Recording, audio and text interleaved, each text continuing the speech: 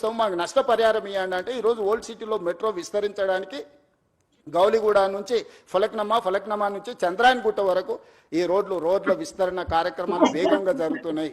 మనం మెట్రో రైలు నిర్మించుకోవడానికి ఇవాళ ఓల్డ్ సిటీలో ఉన్న పౌరులందరూ ముందుకొచ్చి, ప్రజాప్రతినిధులందరూ ముందుకొచ్చి, అక్కడ ఉన్న ఎమ్మెల్యేలు ఎంపీలందరూ ముందుకొచ్చి ప్రభుత్వానికి విజ్ఞప్తి చేసి మేము కూడా ప్రపంచంతో పోటీ పడే విధంగా అభివృద్ధి చెందాలనుకుంటున్నాం. ఇంకెంతకాలం మేము ఈ మురికి కూపంలో మేము జీవించదలుచుకోలేదు, మాకు సరైన నష్టపరిహారం ఇచ్చి మా ప్రాంతాన్ని అభివృద్ధి చేయండి అని ఆ పార్లమెంట్ సభ్యుడు, ఆ శాసనసభ్యులు ముందుకు వస్తే ఈరోజు వేలాది కోట్ల రూపాయలు అక్కడ ఈ నగర అభివృద్ధి కోసం, ఈ రోడ్ల విస్తరణ కోసం, ఎలివేటెడ్ కారిడార్ల కోసం, మెట్రో రైల్ కోసం, మిరాలం ట్యాంక్ కేబుల్ బ్రిడ్జ్ కోసం ఈరోజు మనం వేల కోట్ల రూపాయలు ఖర్చు పెడుతున్నాం.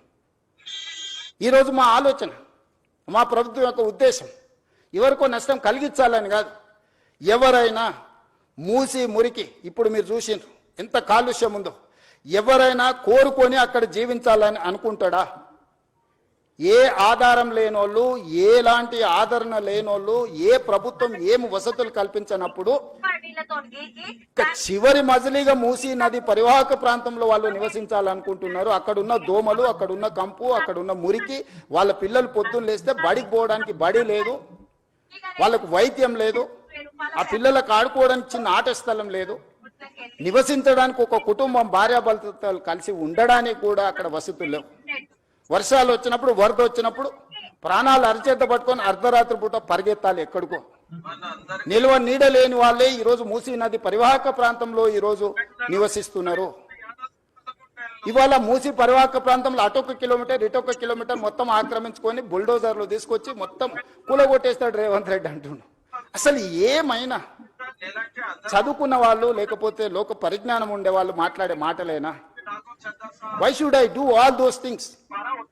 Government of India, Central Water Commission, Jal Shakti Ministry, they have notified certain norms. అది నేను చేసింది కాదు, కేంద్ర ప్రభుత్వం తీసుకొచ్చిన చట్టాలు. కేంద్ర ప్రభుత్వంలో అధికారంలో ఉన్న వాళ్ళు, పార్లమెంట్ సభ్యులు ఉన్న వాళ్ళు పార్లమెంట్ లో చట్టం వచ్చినప్పుడు గొప్పగా ఉందని బల్లలు జరిచి ఆ చట్టాన్ని చేస్తారు. ఆ చట్టాన్ని తెలంగాణలో ఇంప్లిమెంట్ చేస్తామంటే మేము అడ్డం పడతామంటారు. ఈ విచిత్రం, ఇలాంటి ఆలోచనలని